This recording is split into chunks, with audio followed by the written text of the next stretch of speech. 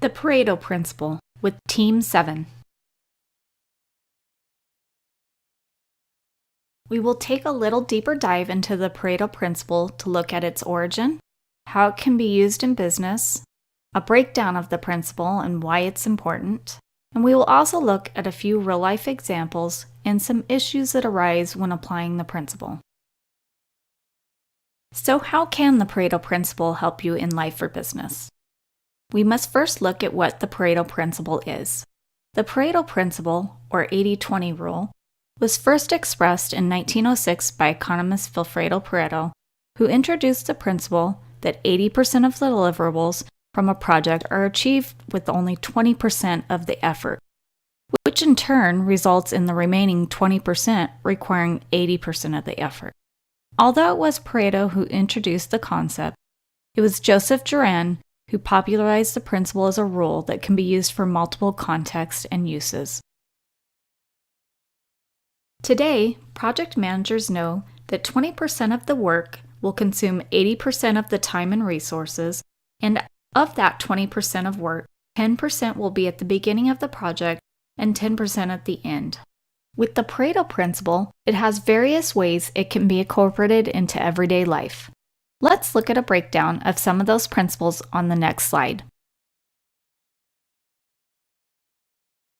In 1906, Vilfredo Pareto noticed that 80% of the land in Italy was owned by only 20% of the population and wanted to know why and how this rule of thumb would work concerning efficiency, and why does this rule seem to continually occur.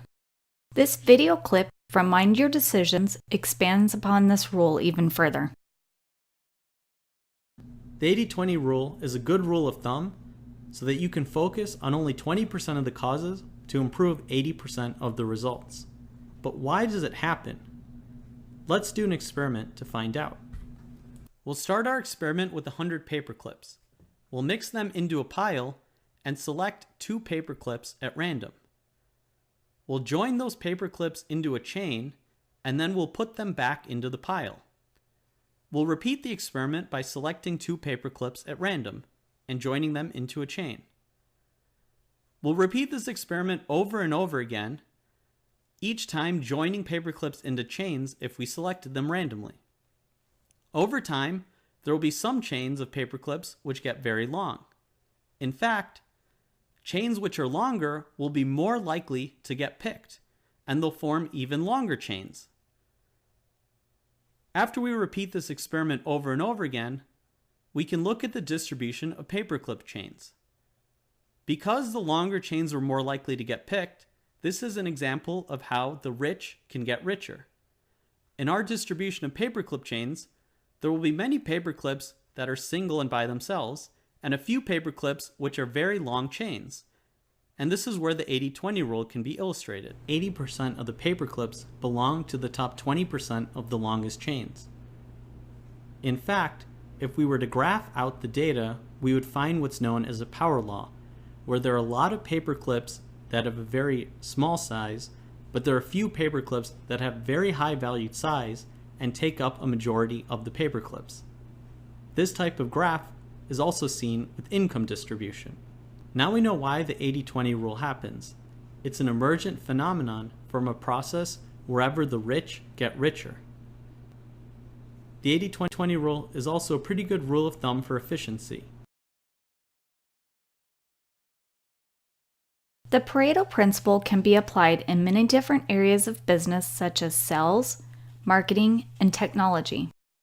However, this principle can also be applied to everyday life situations. Few people thought to apply the 80-20 principle to everyday life or analyze the ramifications it could have, such as what items bring you the most value or joy. Listed are a few examples of ways to apply this principle for yourself. Chances are these are pretty easy questions for you to answer. You've just never considered them before. Once you've answered them, you can easily focus on increasing the efficiencies in your life. The problem with the Pareto Principle is that the definition states for many events, and this can apply to whatever situation a person desires.